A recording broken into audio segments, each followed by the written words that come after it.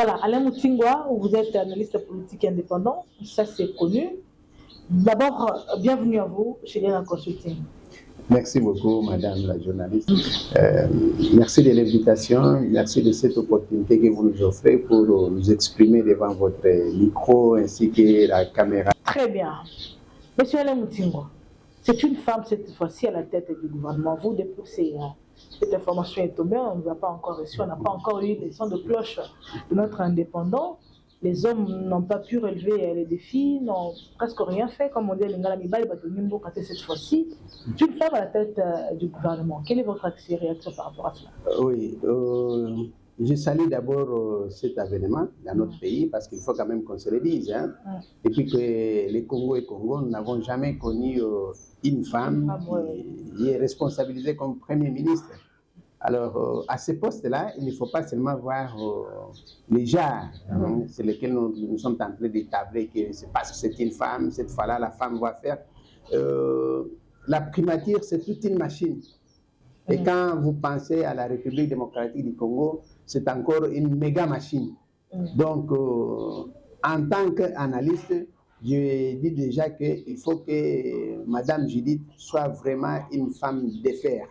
D'abord dans la composition de son gouvernement. Qui traîne jusqu'ici. Or, qui traîne. Et nous savons toujours que beaucoup de partis politiques et des groupes, des regroupements politiques se faufilent, se battent pour se positionner dans les postes ministériels. Or, à ce que je sache, en voyant Madame Judith, c'est quelqu'un qui veut travailler avec les technocrates, qui a sa vision de son gouvernement.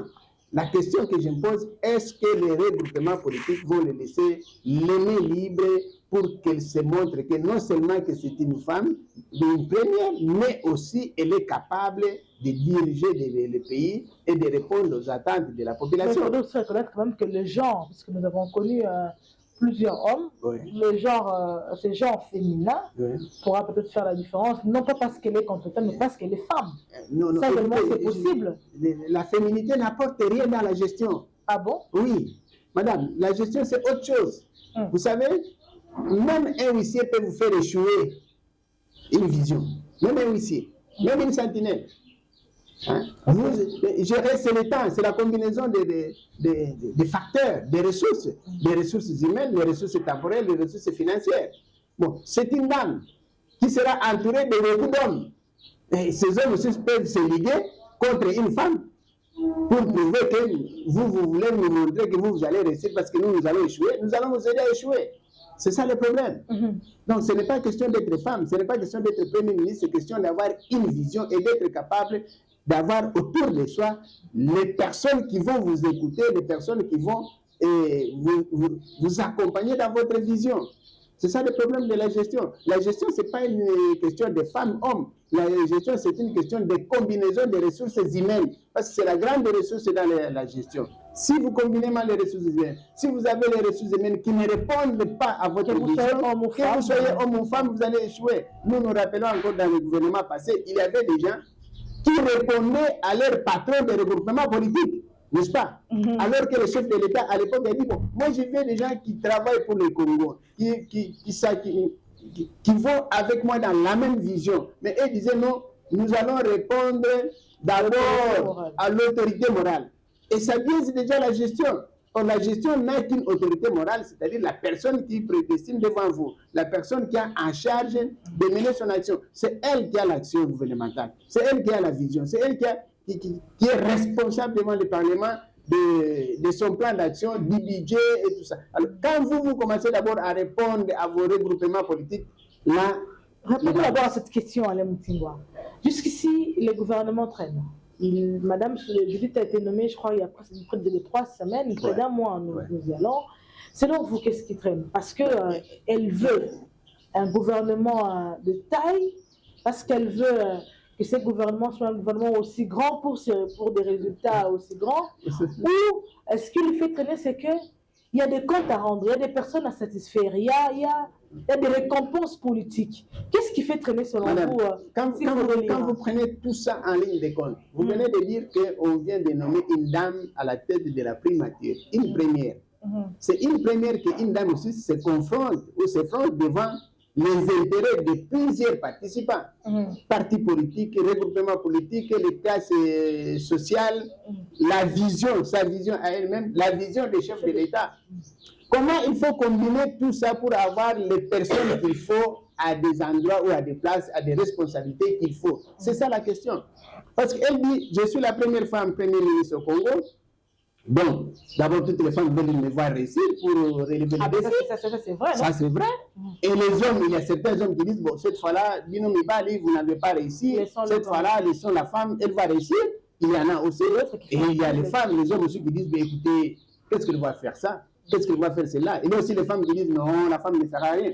Devant toutes ces évidences-là, elle prend tout ce temps pour formuler un gouvernement non seulement qui va lui permettre de réussir à sa vision, c'est ce que j'aime dans les dames, parce que quand une femme a sa vision, elle prend le temps de manager les moyens pour atteindre les objectifs.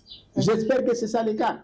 Mais quelles sont les difficultés? Donc, elle a le bon choix de mettre Judith Soumina Serre. Oui, écoute, je ne reproche pas au président de la République d'avoir pensé à une femme. Parce que bon, les hommes, peut-être je donne les ordres et ils ne les respectent pas. Tantôt avec une femme, avec sa capacité, j'espère que cette fois-là, je peux réaliser quelque chose de très bon. Alors, il vient maintenant au Premier ministre, Madame Premier ministre, qui est en train de conjuguer les efforts pour d'abord rechercher les personnes qu'il faut. Quand vous lisez dans les réseaux sociaux, elle a flashé quelque part que moi, je n'aime pas travailler avec les chefs de regroupement politique. C'est déjà un bémol. Et vous voyez ces chefs de regroupement politique, qui j'anticipe peut-être votre question, qui s'est écoumé d'être lui-même candidat. Député provincial, candidat député national, candidat sénateur, et les candidats dans le gouvernement dire non parce que Madame Premier ministre ne veut pas de moi, je vais recommander quelqu'un. À la rigueur, il va recommander Madame son épouse. Si pas Madame son épouse, son neveu. Et il reste à savoir si son neveu, son fils, répond aux critères de Madame Premier ministre. C'est ça le problème que Madame Premier ministre aura, ou a déjà. Parce que vous ne pensez déjà pas que là, dès le départ, elle aura des pots de bananes sur la route et ça risque de biaiser. Madame, elle n'aura pas seulement des pots de bananes, elle a déjà des bananes sur le pont. Elle a déjà les bananes. Parce qu'elle n'est pas accepté les chefs de regroupement politique. Et ces gens auront du mal à recommander quelqu'un, un choix judiciaire, un choix objectif. Parce que ce que je présume est que Madame, elle est objective.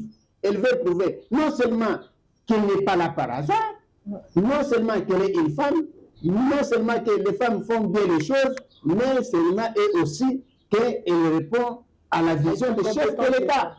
Prouver qu'elle est compétente. Parce que si elle parvenait à échouer comme les hommes ont échoué, ça sera double échec. Les hommes diront et les femmes diront, qu'est-ce que vous croyez? Qu'est-ce que vous attendiez? C'est ça, elle prend tout son temps. Ce sont des tractations. J'espère qu'elle n'a pas le temps à hausser les tons. Et si on lui laisse les mains libres, à mon avis, c'est pour lui donner les personnes compétentes dont elle a besoin pour mener l'action du gouvernement. C'est ça la grande question. Alors, Alain Moutingwa, je crois que vous avez suivi de partout. Il y a déjà les élections de gouverneurs. C'est connu dans quelques provinces déjà, telles que chez nous. Il y a Kaboulaka qui rentre avec son policier Martin Kazimbechola. Et il y a un petit souci. Il y a les têtes qui pensent que l'UDPS est en train d'être le parti au pouvoir, mais est en train d'être avalé ou embourbé dans d'autres partis politiques. Déjà qu'on voit par exemple ici un gouverneur des Ardèvres, alors que son policier de Ardèvres et des l'UDPS, vous en tant qu'analyste politique, vous voyez comment l'avenir politique de ces 5 ans et demi qui arrivent déjà pour ce parti au pouvoir, qui est presque fin mandat. Écoutez madame, il faut quand même qu'on se dise que l'UDPS s'est mis comme un parti politique lui-même dans un pied, dans un engrenage qu'il ne fallait pas. Parce que quand l'UDPS c'était un parti d'opposition, et ce que vous devez savoir, quand un parti est en opposition, ce n'est pas tout le monde qui adhère dans un tel parti.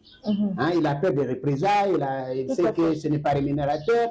Mais dès lors que l'UDPS a pris le pouvoir en main, l'UDPS devrait commencer par recruter, faire de ce parti un grand parti révolutionnaire. C'est pas ce qui s'est fait? Je ne pense pas. Je ne pense pas. Vous allez voir, ce sont les mêmes qui étaient dans l'UDPS, et l'UDPS, à mon avis, n'a pas fourni un effort de recruter les membres dans l'UDPS. Ce qui serait une très grande chose. Ce qui serait non seulement répondre à la question de la conquête du pouvoir, mais aussi répondre à la question d'exercer le pouvoir, mais aussi, madame, de conserver le pouvoir. Vous comprenez? Oui, c'est ça la thématique. Conquérir le pouvoir, exercer le pouvoir et le conserver le plus longtemps possible. Mais l'UDPS est resté, à mon avis, dans ces carcans-là des combattants, de tous ceux qui ont adhéré avant le pouvoir. Or, dès lors qu'il avait le pouvoir, il devrait... Est-ce qu'il y a une manière de garder ceux-là qui sont des hommes de il devrait recruter parce qu'on a le pouvoir de recruter n'importe qui. Effectivement. C'est là qui ne sont pas dans notre vision. Voilà pourquoi ils sont restés dans cette carte. Madame, les partis politiques, c'est toute une machine. Quand vous recrutez quelqu'un, il faut le former, il faut lui donner votre idéologie, il faut l'éprouver, il faut l'étamiser, il faut je peux dire l'auditer, l'examiner. Vous en avez parlé jusqu'à recruter. Vous en avez au moins pour 5 ans. Pour faire cet exercice de recrutement, de formation, d'évaluation. Parce que aussi longtemps que vous êtes au pouvoir, vous avez la panoplie, vous avez les moyens non seulement financiers, vous avez les moyens médiatiques, vous avez tous les moyens à votre disposition pour faire de ces partis un grand parti dynamique. Parce qu'un parti politique doit être dynamique, il ne doit pas être statique. Vous avez pensé à l'acquisition du pouvoir, vous avez conquis le pouvoir, vous exercez le pouvoir, quel sera l'avenir de ce pouvoir-là? Il faut le conserver le plus longtemps possible. Il y a autant de gens, il y a beaucoup de grands partis qui avaient besoin d'un recrutement, comme vous le dites là. Moi, je pense que c'est un parti qui avait besoin de recruter. Pour preuve, il s'est formé ce que vous appelez l'union sacrée de la nation. Pourquoi il a tendu la main aux autres? Mais ça, c'est logique. C'est oui. Dans cette logique-là, madame, dans cette logique de négociation, il fallait grandir à l'interne. Ça, c'est grandir le parti à l'externe. Vous ne pouvez pas avoir besoin des autres. D'abord, il faut compter sur ses propres efforts, c'est-à-dire grandir à l'interne.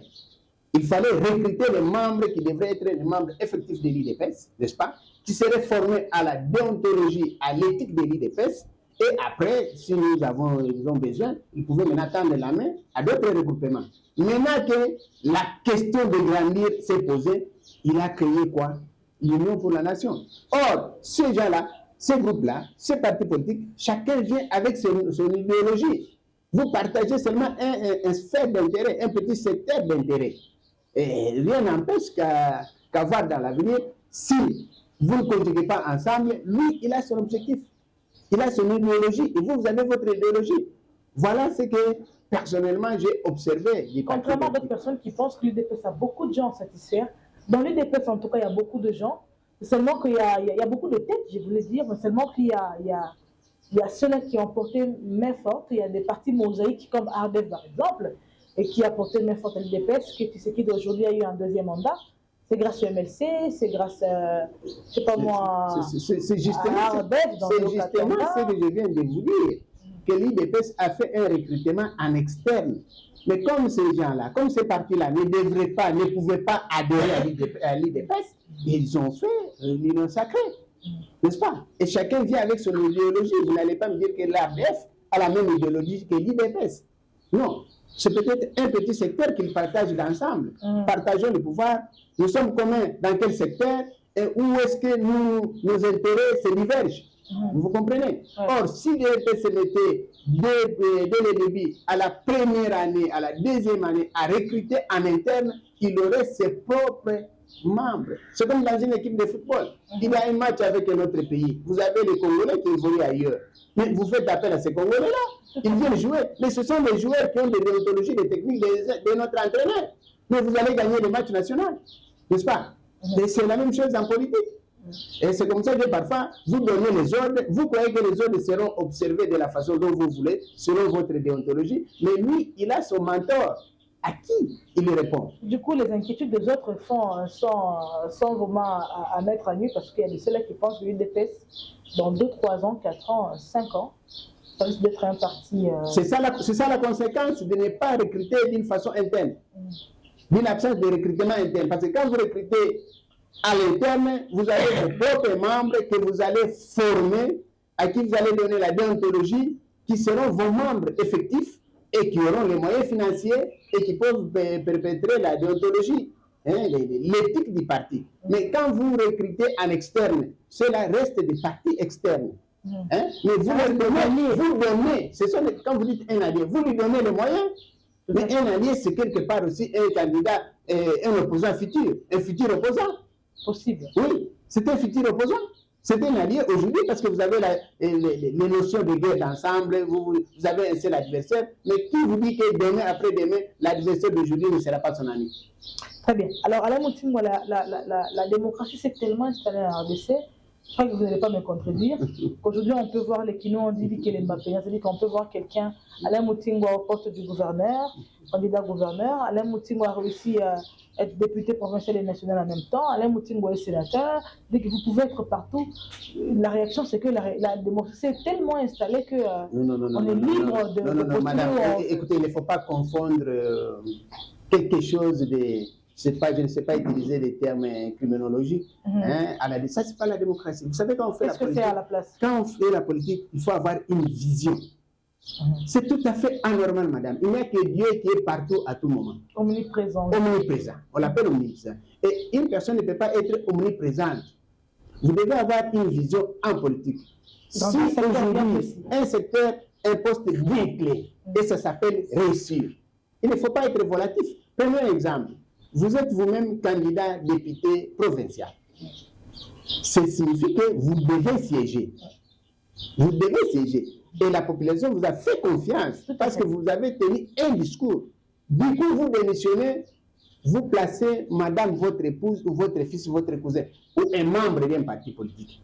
Est-ce que ce membre de ce parti politique réfléchit comme vous? Non, mais déjà, il vous connaît. Non, madame. Voilà pourquoi on ne met pas n'importe qui. On met un ami, on met c'est pas ça. Les têtes pensantes sont différentes. C'est déjà, vous avez biaisé vos consommateurs de votre discours. Ça ne suffit pas. Vous devenez candidat député national. Ce qui signifie que vous n'allez pas vous dupliquer. Siéger à Lubumbashi, siéger à Kinshasa. Non seulement vous avez perdu les chances de certaines personnes que vous pouvez croire, mais aussi vous allez faire un mauvais travail. Vous ne serez pas présent. Par conséquent, vous êtes obligé de démissionner pour céder la place à quelqu'un, à un suppléant qu'on n'a pas eu le temps d'entendre, de suivre son discours. Comme si ça ne suffisait pas, vous êtes candidat sénateur. Et au-delà d'être sénateur, vous vous représentez au dernier échelon, vous devenez candidat gouverneur. Madame la journaliste, j'espère que ce n'est pas de la démocratie. Nous sommes en train de gaspiller le temps du consommateur politique congolais. Laissez la chance. Vous ne pouvez pas être à tous les postes au même moment. On tente la chance, ça ne veut pas dire. Non, ça ne s'appelle pas tenter la chance. Ça ne s'appelle pas tenter la chance, même dans une maison. Si ça ne réussit pas là-bas, vous savez, en philosophie, on dit qu'il faut avoir peur de quelqu'un qui sait tout faire. Oui. Quand quelqu'un sait tout faire, donc il ne sait rien faire. Nous sommes dans le monde de spécialisation actuellement. Nous sommes dans le monde de spécialisation. Nous ne sommes pas dans le monde de généralisation. Nous sommes dans le monde de spécialisation. Si vous êtes candidat député national, on sait qu'on peut compter sur cette personne-là. Parce que si vous échouez, tant mieux si vous échouez. Vous avez la chance de vous représenter ailleurs. Mais vous avez réussi. Qu'est-ce que vous avez à chercher encore à brouiller les pistes des autres personnes? Nous sommes 100 millions d'habitants. Tout le monde rêve de devenir quelque chose. Donnez la chance. Postulez-vous.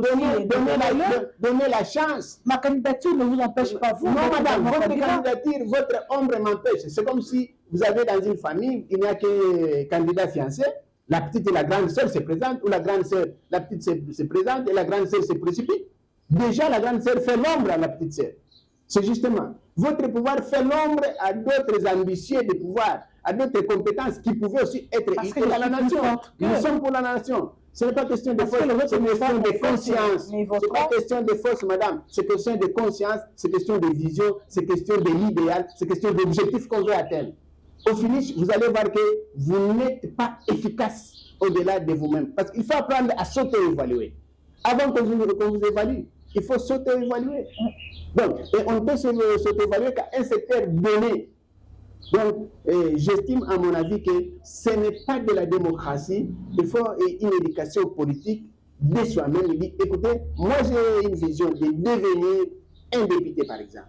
Dès lors que vous avez réussi à être député, vous donnez la chance à d'autres personnes. C'est comme ça que le Congo va retrouver, n'est-ce pas, dans cette émulation, dans cette compétition-là, dans cette lutte intellectuelle, il y aura beaucoup de candidats. Il y aura beaucoup de gens qui vont destiner au pouvoir et qui vont postuler au pouvoir, qui vont faire en sorte que le Congo connaisse un développement durable. Puisque vous parlez du développement de la RDC, c'est peut-être une dernière question à la Moutingwa, c'est que nous avons déjà nos gouverneurs en attendant l'arrêt de la Cour pour la promulgation du chef de l'État, dans le Haut-Katanga, à Kinshasa, au Lualaba, également au Tanganyika, il y a déjà des gouverneurs qui sont connus. Quand vous voyez le dessin de ces têtes, vous vous dites c'est grâce à eux, parce que si le Haut-Katanga est développé, le Tanganyika également, le Lualaba, ces gens-là représentent le chef de l'État.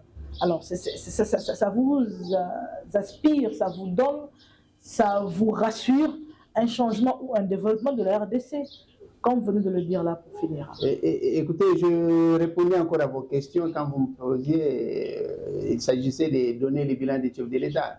Je vous ai dit que les bilans des chefs de l'État, c'est le consensus ou des petits bilans de chaque acteur politique, n'est-ce pas? La consolidation des petits bilans, par exemple, de tous les gouverneurs, et c'est ce bilan-là que le président de la République devrait présenter à la population. Donc, il s'avérait qu'il fallait que tout exécutif se donne pour donner un résultat positif qui sera cumulé pour présenter à la population.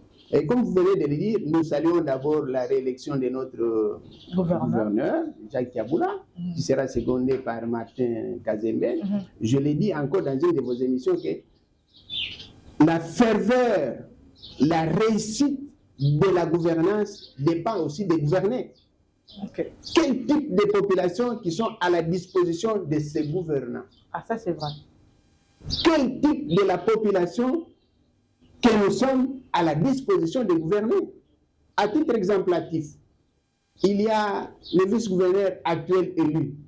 Quand il était encore maire de la ville, il s'est époumoné pour rendre la ville propre. C'est nous-mêmes là, bien habillés, nous mangeons en cours de route, à même de route, et nous jetons partout. Vous voyez quelqu'un qui passe avec sa voiture, une belle voiture, il jette son récipient à travers le film. Est-ce que c'est le vice-gouverneur qui viendra vous conscientiser que la ville doit être propre? Et nous assistons aujourd'hui à l'inondation.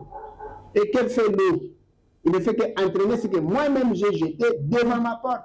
Donc, quand il y a insécurité, les éléments insécurisant la population se retrouvent dans la population. Il ne faut pas qu'on cherche une chose et son contraire. J'ai envie de rajouter une question, c'est que la personne de Martin Kazembe, étant vice-gouverneur, vous rassure parce que vous dites à la mairie de Lubumbashi, il a quand même travaillé, donc ça vous rassure que au côté... Cette combinaison, ce couple-là me rassure. Ok. Je ne sais pas si vous voulez que je le dise ostentatoirement, me rassure. Mais la question se pose, madame, dans l'exécution, quel type de population sommes-nous pour permettre aux dirigeants de nous gouverner afin d'atteindre le développement? Parce que c'est un objectif. Ils le font pour nous, avec nous. Parce que si nous ne facilitons pas la tâche à nos gouvernants, vous allez voir au finish que nous allons dire qu'ils n'ont rien fait. Ça, c'est vrai. C'est parce que nous n'avons pas été avec eux. Ils peuvent être de bonne foi. Nous-mêmes, là, nous voulons un développement. Mais nous-mêmes, nous créons un poste de pension, des privilégiés, urgents. Ils vont préférer, au lieu de financer un projet, il faut d'abord financer l'insécurité. Le marché pirate. Il faut financer le marché pirate. Et c'est nous-mêmes qui vont retarder, qui vont annuler les efforts des gouvernants. Donc, moi, je peux appeler la population, n'est-ce pas, de rendre la tâche facile aux gouvernants. C'est là en rendant la tâche facile aux gouvernants que nous pouvons poser des questions de préalable aux gouvernants. Nous avons été dociles, c'est comme dans une salle de classe. Si vous donnez cours et les étudiants ou les apprenants sont en train de chahuter, vous n'allez pas avancer. Il faut qu'ils soient disciplinés pour que les cours soient bien assimilés et que vous avanciez. Si la population ne veut pas qu'on atteigne un développement, j'espère que tous les efforts et toute la bonne foi réunis, installés dans les deux nouveaux dirigeants élus, peuvent s'avérer nuls. Pourquoi? Parce que les mêmes efforts, nous savons que les Congolais sont aussi confrontés à une crise sécuritaire. Les efforts doivent être consentis dans ce sens-là. Et vous allez voir que tous les efforts, au lieu qu'on pense un développement durable, le bien-être social, nous allons penser à réguler l'insécurité qui sévit parmi même la population, au sein de la population dirigée par Jacques Diaboula et Martin Kazembe. C'est un soutien en direct que vous avez lancé là. Je ne peux pas ne pas soutenir ni directement ni indirectement les dirigeants, parce que si nous avons des dirigeants valables et nous avons une population assidue qui comprend les dirigeants, nous allons flairer le développement, parce que nous visons à être développés. C'est tout. Il ne faut pas que le développement soit un mythe, il faut que ce soit une réalité. Ce n'avait que la combinaison d'un dirigeant valable qui sont là et d'une population assidue compréhensible. Alain Mutingwa, sincèrement, merci beaucoup à vous d'avoir répondu à notre invitation. Merci Maison Diana Consulting pour cette opportunité que vous nous avez offerte. Merci beaucoup.